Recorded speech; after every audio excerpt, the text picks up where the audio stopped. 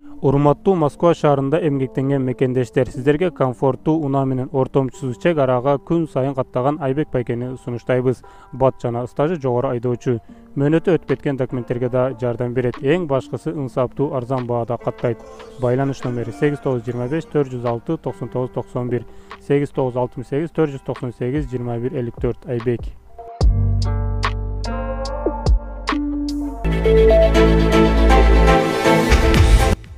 Москвада Озон компаниясында иштеген Кыргызстандын 8 жараны ооруканага түштү. Кыргызстандын Орусиядагы элчилиги Москва облусундагы Озон компаниясынын кампасында иштеген Кыргыз Республикасынын жарандарынын менингит менен жапырт ооруп жатканы боюнча окуяга байланыштуу төмөндөгүлөрдү билдирет.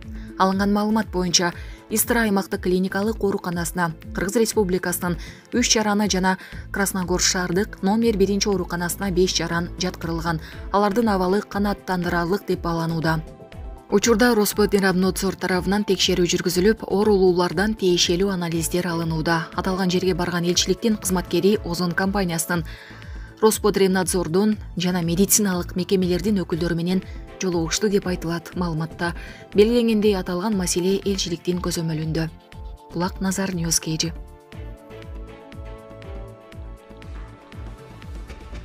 ЛГБТнын келечек муну үчүн Байден бир жыныстуу нике жөнүндө мыйзамга кол коет.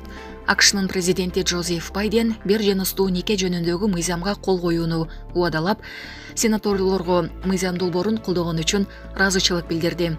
Никени урматтоо жөнүндөгү мыйзам долбоорун эки партиянын колдоосу баштапкы чындыкты дагы тастыктады. Сүйүү бул сүйүү, ал эми америкалыктар сүйгөн адамына үйлөнүү укугуна ээ болушу керек деген Байден. Анын пикиринде бул мыйзам миллиондогон америкалыктар жана алардын балдары үчүн кабыл алынууда. Анын алкагында ЛГБТнын укуктары корголот. ЛГБТнын келечектеги мууну жаштары үй бүлө куруп, толук кандуу, бактылуу жашоодо жашай ала турганына ишенип чоңоюшат деген АКШ лидери. Өлкөнүн жогорку соту 2015-жылы укуктар жөнүндө бел жоолорунун негизинде бардык штаттар бир жыныстуу никени таанууга милдеттүү деген токтомун чыгарган. Бирок 2022-жылы судьялардын бири бул токтомду кайра карап чыгуу керектигин билдирген. Сенат кабыл алган документ америкалыктарга окшош жыныстуу адамдардын никеге туруусуна уруксат берет. Ал арада мамлекеттик дума Россияда ЛГБТны, бажабаздыкты жана жынысты алмаштырууну пропагандалоого тыюу салуу жөнүндө жана андай маалыматтарды балдар үчүн тыюу салынган материалдардын тизмесине кошуу боюнча бир катар мыйзамдардын топтомун кабыл алган. Ал эми РФ президенти Владимир Путин Россия Федерациясынын курамына жаңы 4 аймактын кошулушу боюнча келишимге кол коюу аземинде сүйлөп жатып, үчүнчү жыныс Россияда такыр кабыл алынбай турган нерсе экендигин айткан. Таптакыр акылдан адашышкан. Биздин мектептерде башталгыч класстардан тартып балдарды деградацияга жок болуп кетүүсүнө жетелеген аял менен эркектен башка кайдагы бир гендердин бар экендигин таңуулаган бузукулукту каалайбызбы?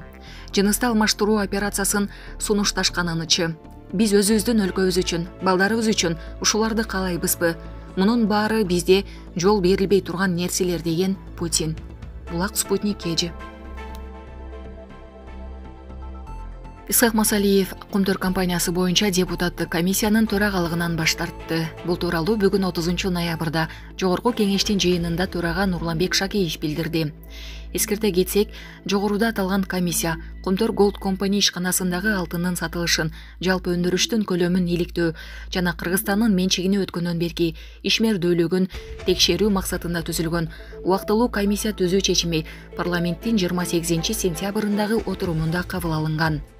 Комиссиянын курамына депутаттар Марлен Маматалиев, Балбак Төлөбаев, Адахан Мадумаров, Исхак Масалиев, Жанарбек Акаев, Нилуфар Алимжанова, Назира Нарматова, Нурланбек Шакиев, Марат Мураталиев, Улукбек Урмонов, Шайлообек Атазов, Арсланбек Малиев, Максат Сарбагышев кирген.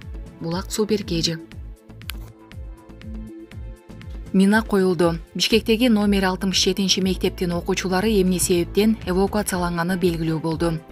Бүгүн 30 ноябрда Бишкектеги номер 67 мектепте окуучулардын эвакуацияланышы боюнча шаардык медианын маалымат кызматы билдирүү таратты. Анда каладагы номер 62 мектептин электрондук дарегине номер 67 мектептин имаратына жардыруучу зат коюлганы тууралуу кат келгени айтылат. Бул факты боюнча номер 62 мектептин жетекчилиги дароо милицияга кабарлаган. Милиция кызматкерлери номер 67 мектепке барышкан.